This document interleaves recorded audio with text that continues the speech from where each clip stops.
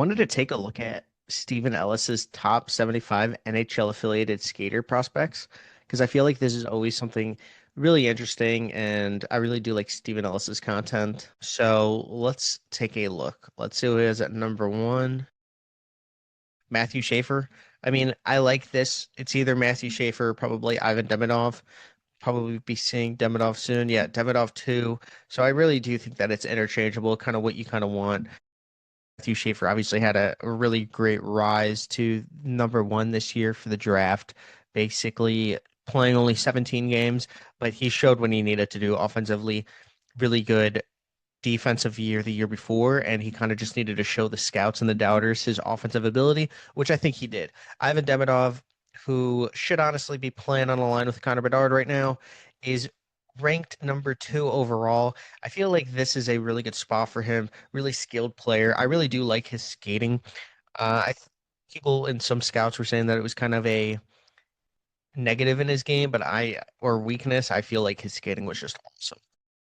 Just something that he can work on, but I thought it was fantastic. His skill is just mesmerizing. I feel like Demidov should be there. Michael Misa at number three and Zane Parekh at number four. I didn't want to scroll down that far, but I am a little surprised Zane Parekh is that high.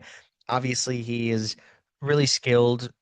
2024 draft had a lot of really good defensemen, and I think that he kind of fell in a class where he shouldn't have. But yeah, I really do like Zane Parekh. Michael Misa at number three, I think that's a no-brainer. Really great skill, skates like the wind. So I feel like this is a no-brainer. The Sharks are absolutely loaded with their top six, like prospect-wise. Steve Boyum, I thought, fell way too far in 2024. I mean, that was just crazy to me that he was still there for the Wild to pick him up. I think that he is one of my favorite players, and I just completely agree with him being top five. I would like to see Artem Levshunov here somewhere, but I completely understand. Porter Martone, I am surprised about, but I know Steven Ellis is a big fan. I think a couple months back he said that he could score 40 goals in a season, and I think that his skating has only gotten better. When I talked to Steven at the draft, he said that if you look 3, 4 years down or in the past, his skating has only developed so much better. So I feel like Porter Martone is in that range where Steven Ellis had him during his draft rankings, and he's not going to change him based on that he went lower in the draft than he should have. I had Porter Martone as a top four draft pick as well. I thought that he should have been somebody the Blackhawks targeted as well to be on the a line with Connor Bedard. I thought it was kind of a no-brainer. Very, very skilled, really good playmaker with great vision. So I'm not surprised that Porter Martone is six here. Sam Dickinson also fell in the draft. I'm a little surprised that he is here too. A lot of people were kind of knocking his hockey IQ a little bit before the draft, and I actually thought that that was like not a weakness at all.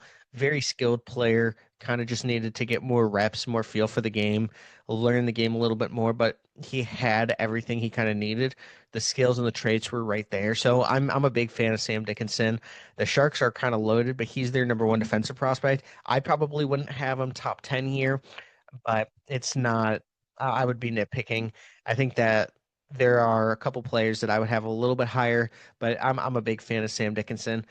Obviously, Stephen Ellis had him 13th, up 6 spots from 2024, 2025. So not really not that big of a jump for a guy that just won with the Knights the Memorial Cup. So you can't really fault him.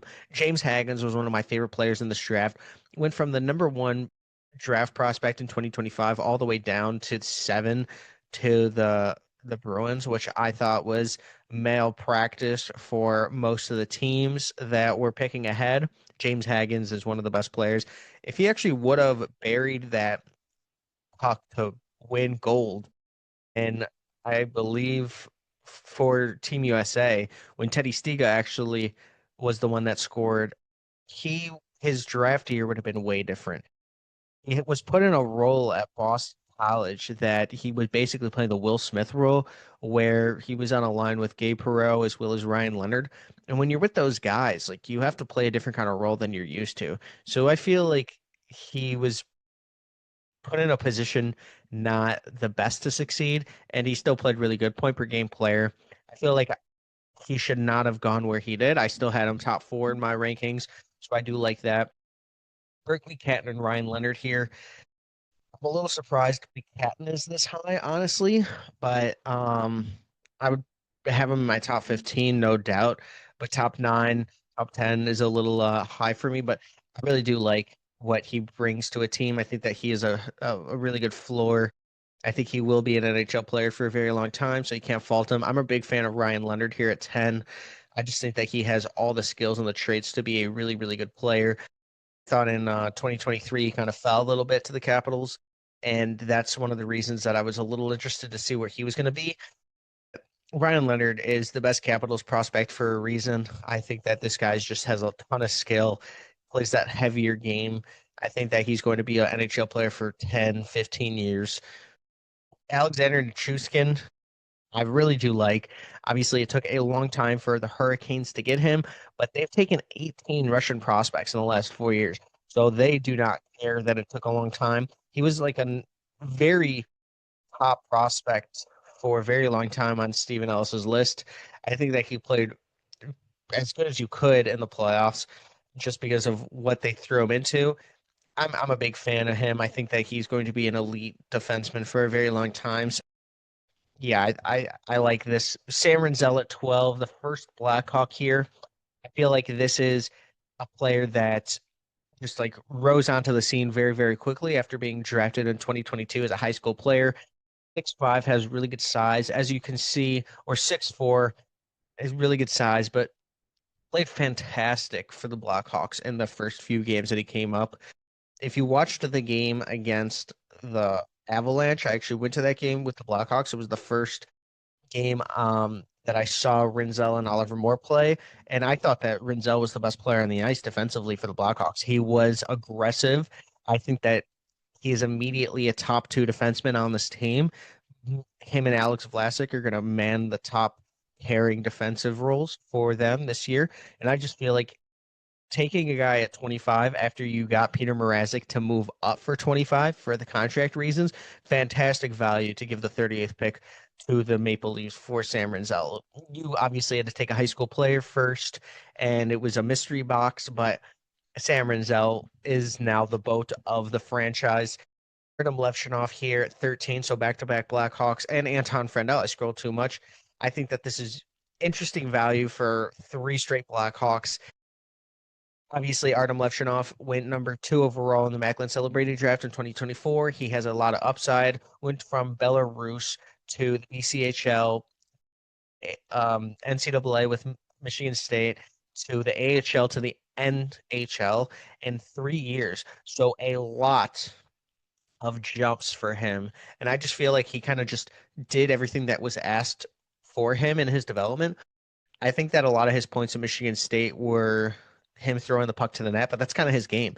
You saw him shoot 6 to 8 times in a couple games at Rockford in the AHL. Like this guy is not afraid to just throw the puck to the net, and I feel like that's what you kind of need. Defensively, I think that he is sharp. You just kind of see what is the upside. I think the floor is very high. I think he is a top four defenseman. Is he going to be that number one defenseman for your team? I have no idea. I think that Sam Renzel is kind of better suited in that spot, but Sam Renzel was also drafted 2 years earlier. So kind of going to see Anton Friendel here. I believe could be the Blackhawks' top prospect. His floor is incredibly high.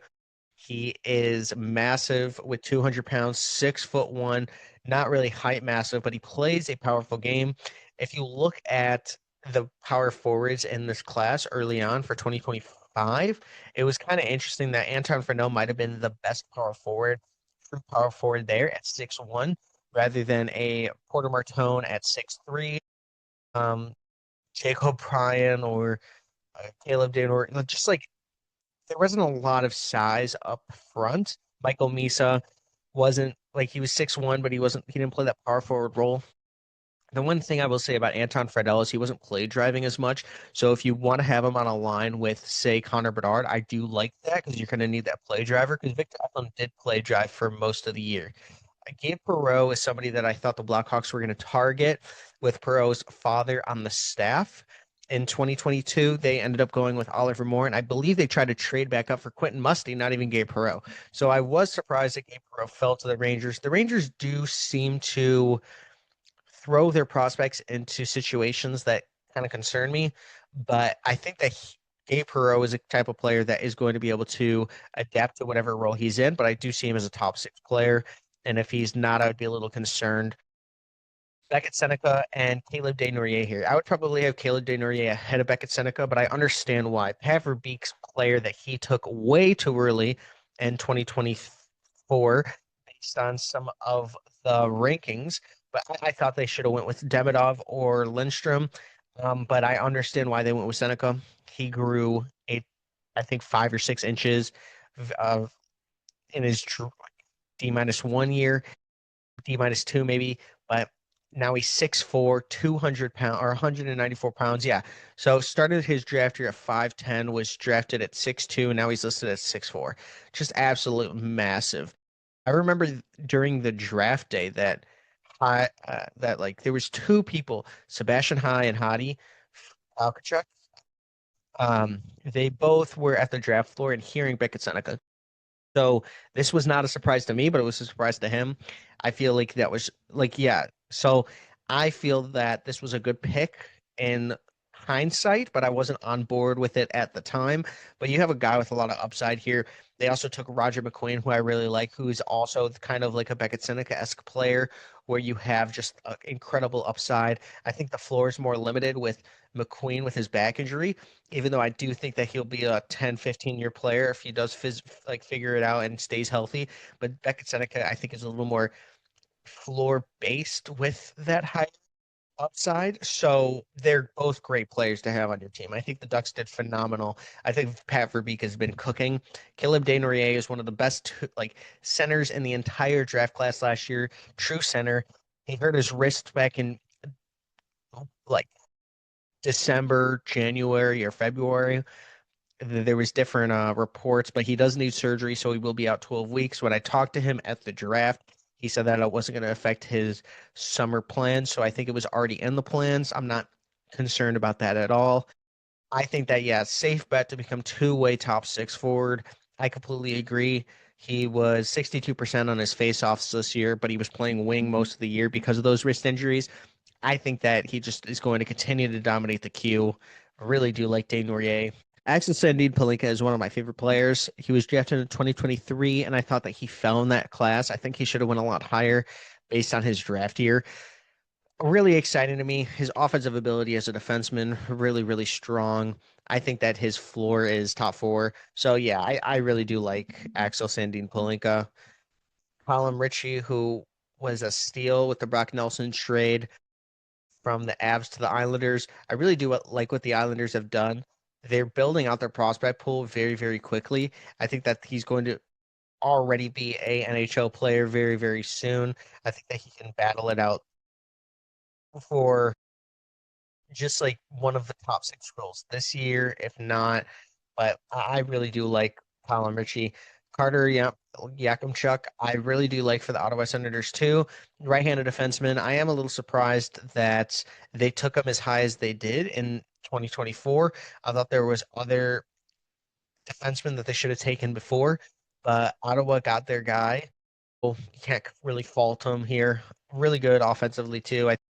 Um, Tej Ginla and Jacob Ryan here. I really do like both of these players. Somebody that I think has kind of fallen under the radar is Tej. Very, very highly rated out of like going into the draft, and then obviously didn't play. So people just forget the kind of potential that he has, but he has a very high potential, and I think his floor is very high. Top six forward. I'm excited to see what Joe Iginla does, his brother, this year for the 2026 draft. I know that he only had 16 points last year in like 60 plus games, so it wasn't the best year in the dub. I think that he can figure it out. But Tej, I really do like. And Utah's prospect pool is loaded right now, as well as their players under 24. Jake O'Brien is one of my favorite guys. I really do like what he brings to the table. For Brantford, he has been unbelievable. He set up Nick Lardis so many times on that power play. They didn't even play on the same line, but his vision, playmaking, his skill is just really good. Really do like everything Jake O'Brien does. Brady Martin, as well as Anton Salayev. So I want to talk Brady Martin. I was very surprised that he went that early, but I know that we were thinking four to Utah, and then he went five to Nashville. This is a playoff player. His player comes for himself were Sam Bennett and Tom Wilson, and I really do like both of those comps. I think that this is a guy that's going to be in the NHL for a very long time. Very good playoff player. I hope that he elevates his game in the playoffs because that's kind of what you're hoping for. Anton Salayev is a mammoth of a defenseman.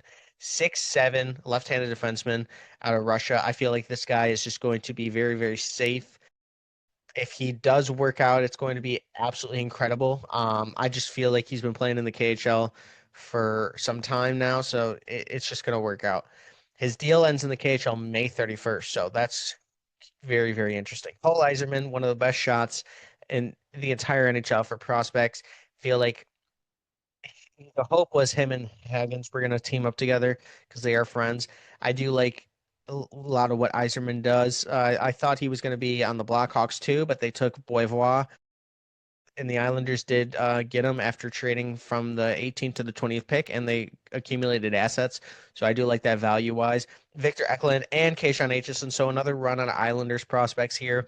Really do like the value they got for both of these players. I thought they could have both been a lot higher. Victor Eklund was play driving for Anton Frundel's line the entire year, and his brother, obviously, William, is a growing, budding star in the NHL. Keishon Aitchison is a very heavy defenseman. I feel like at worst you're getting a third pair defenseman in the NHL.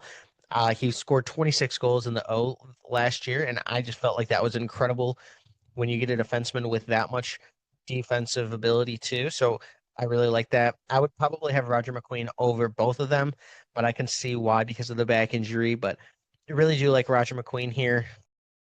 Player comp actually was Ryan Getzlaff, who was a Duck, but this was before he was drafted to the Ducks. 6'5" right-handed center, so there's not a lot of or there's not a lot of comps for that, but I do think that's notable. Kanan Lindstrom is also somebody that has had back issues, so both of these players have had back issues.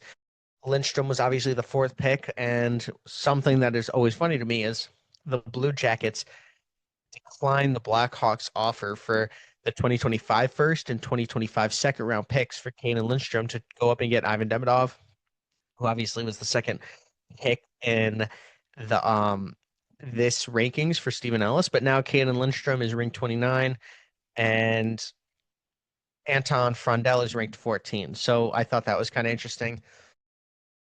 Jackson Smith here, one of my favorite defensemen, very skilled, 6'3". I think he could have put up more, 6'4".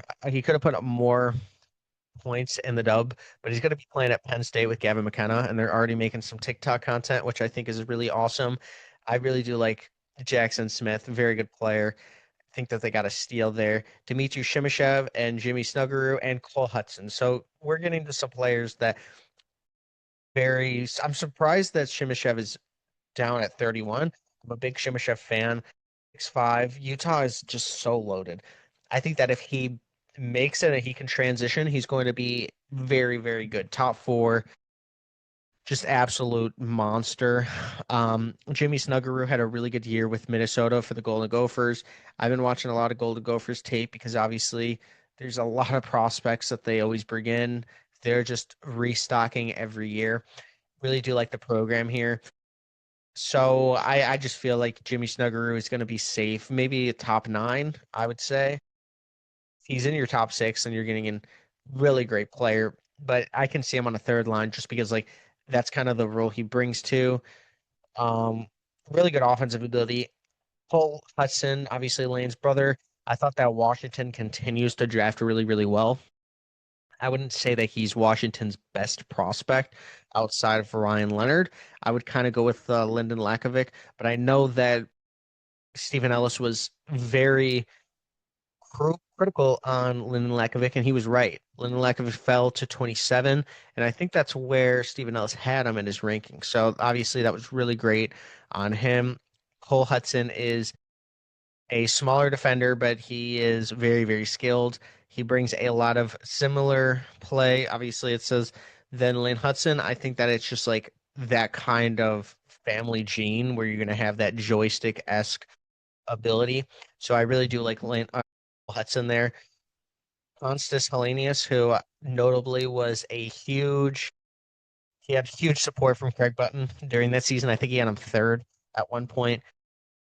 I really do like what the Sabres have drafted lately, but they just don't keep their young players, which just like if I was a fan, I would leave. Um, because I'm a prospect heavy guy, obviously, but I do like what I think Hellenius is going to be a top nine player, top at like middle six center for them. I think that he just has a lot of floor. So I don't know what the offensive upside is going to be, but he put up 35 points in the AHL as a rookie. That's not bad at all. Two-way player. Radim Murko is one of my favorite guys in the entire draft class last year. Towering 6'6" right-handed defenseman with some offensive upside that he didn't really tap into. I really do like this player. Dalibor Dvorsky is one guy that eh, put up incredible numbers in the AHL, 45 points in the AHL. I think that this is a player that could be a top nine player as well. Uh, has all the makings of a top six forward who could thrive on the power play. That is interesting to me. If he gets power play time, this guy's going to put up some numbers in the NHL. Andrew Cristall, notably another Capitals draft pick that I thought the should have went a lot higher in the draft in 2023. One of Connor Bedard's best friends, if not best friend, and I thought the Blackhawks should have obviously taken him when they took Adam Guyan. He put up incredible numbers any league he's in. So it's just like if he translates, he's going to continue to put up numbers. I think you need to have this guy in your top nine. Capitals are not afraid to take players that are undersized as well. David Juracek, who was obviously a Blues draft pick, went to the Wild for a massive amount of draft picks. I think that it kind of went under the radar of how many draft picks. I didn't think Juracek showed that much, but they gave up a lot. So two Minnesota Wilds, um, back to back. I think both of these players do have like risk to them, but I do like their games a little bit. Oliver Moore is a player that is incredibly fast. His best strength is his speed and his skating. I think that if he kind of puts it all together, he could and should produce a lot more than he has been at Minnesota. He could have produced a lot more. 33 points in his rookie season. I thought that with that kind of skating, you should be a top six player, but I just don't know if he's going to be that for the Blackhawks. I love him so much with his speed, but just gotta need more. Justin Carbonneau has an incredible shot. I thought the Blues did fantastic picking him 19th. David Reinbacher was the player that is kind of the reason why they didn't get Mitchkov and Demidov together. But maybe you don't take Demidov if you get Mitchkov.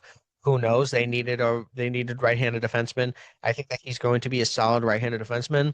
I think he's going to be a third, fourth defenseman on your team, and I think that's a really good value based on what we're seeing from right-handed defensemen.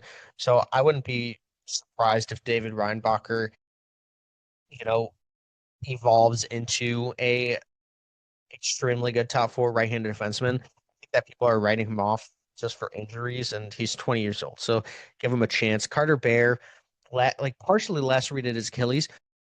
This guy could have been a top eight draft pick last year, or 2025. Really do like his game. His player comp is Brandon Hagel, and I really do like that.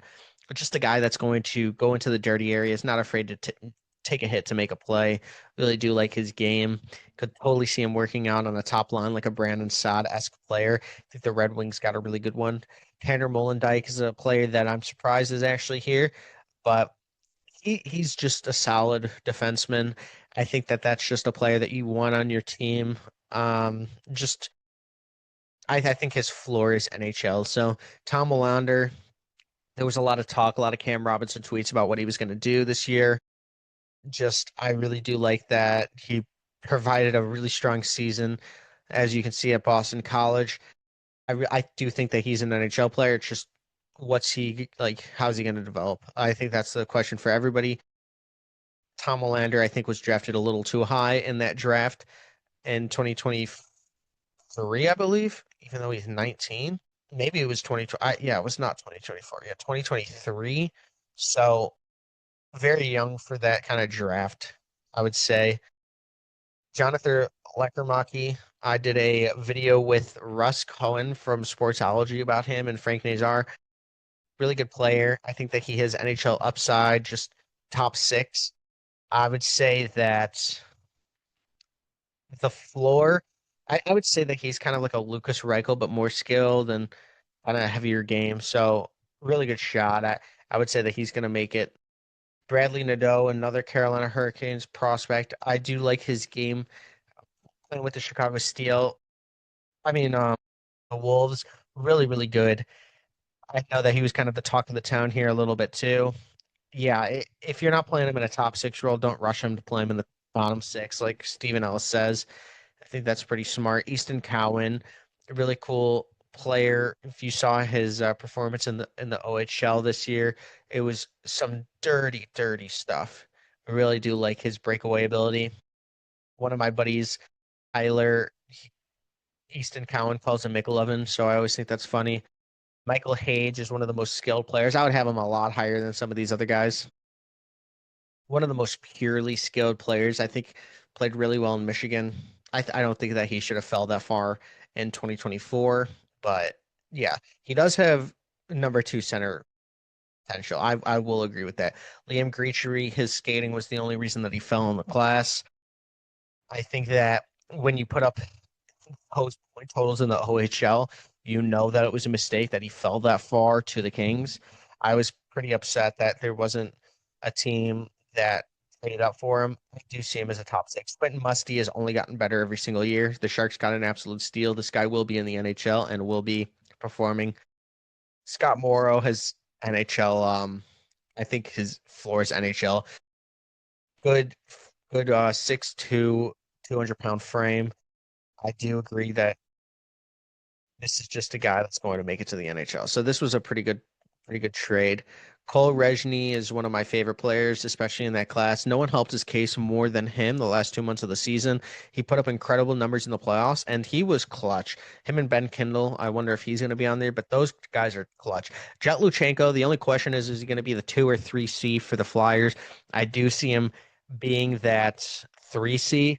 I kind of like what the Flyers did in the second round this year, getting Murtag, getting Nesbitt in the first round, getting Porter Martone, which was fantastic. But in the second round, they got Murtag, Carter Amico, Van Sagi, Matthew Guard, and if you count it, Trevor Zegras. So really do like Jet Luchenko, but the only question is 2 or 3C.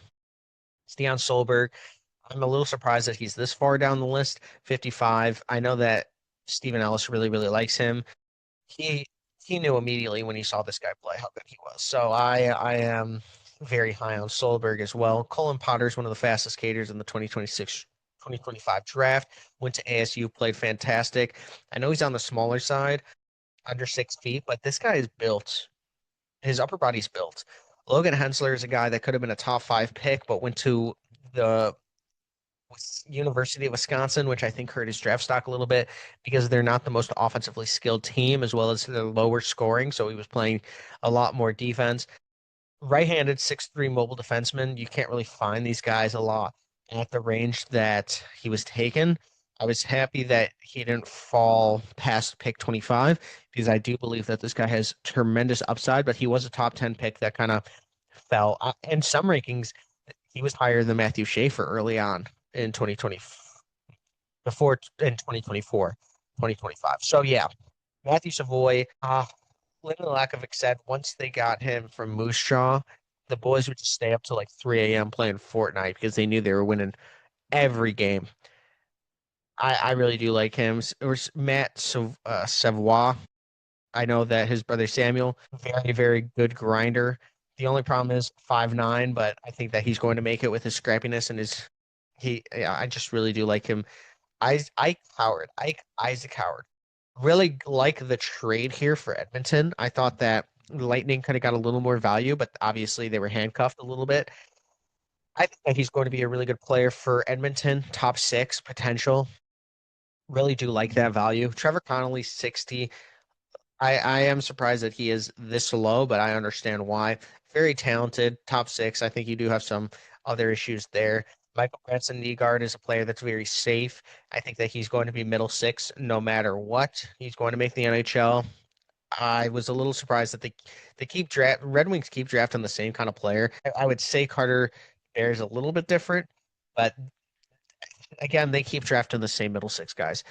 Cameron Reed, left-handed defenseman, really did like what he did this year. I think that they just got a player. I also like Jacob Rombach, who they also took, so I wanted to throw out him.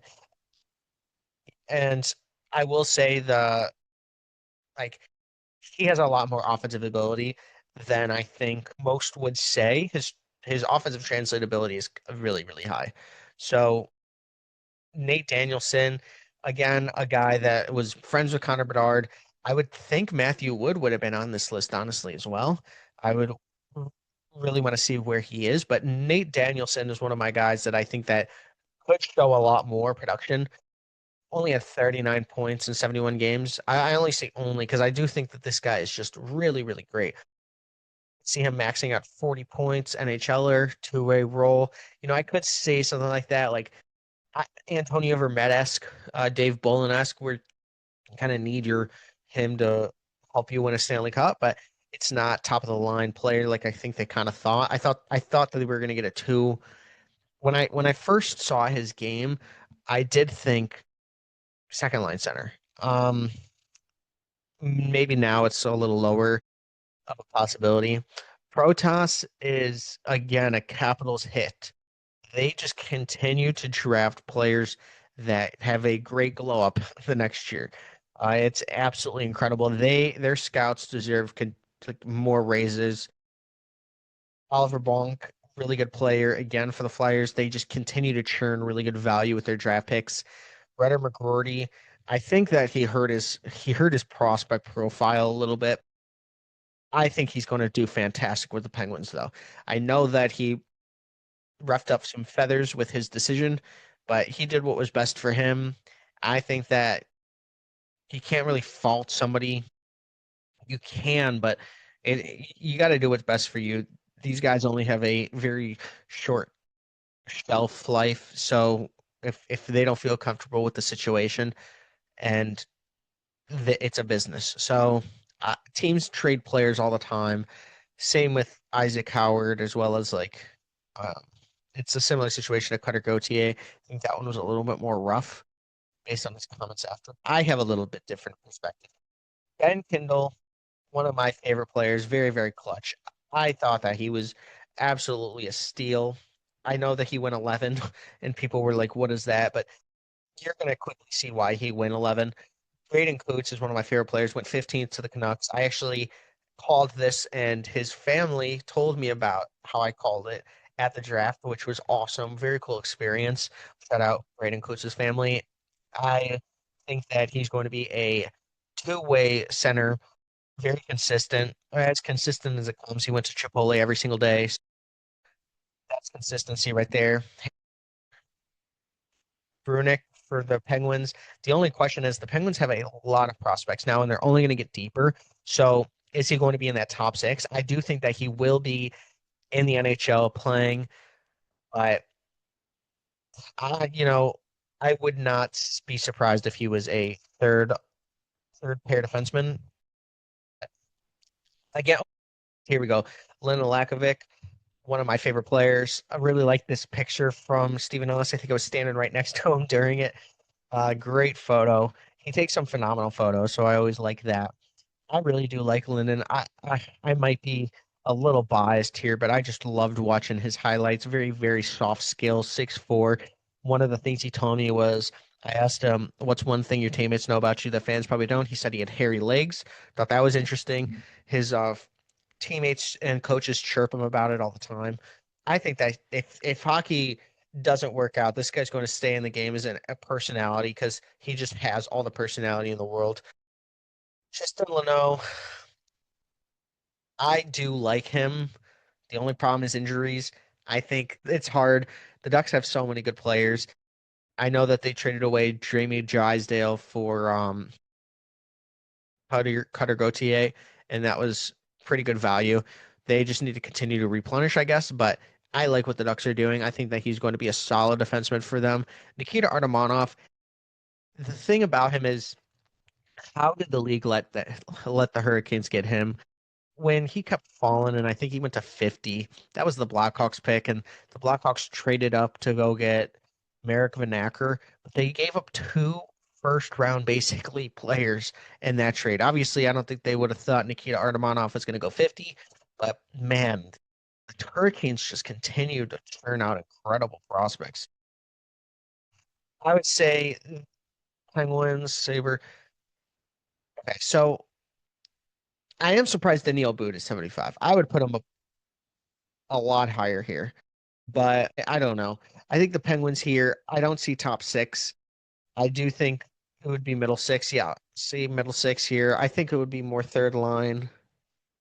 Noah Ostlund, I think. I don't know what the NHL potential, I don't know what like his full ceiling will be, but I think you're getting a pretty solid bottom six NHL player.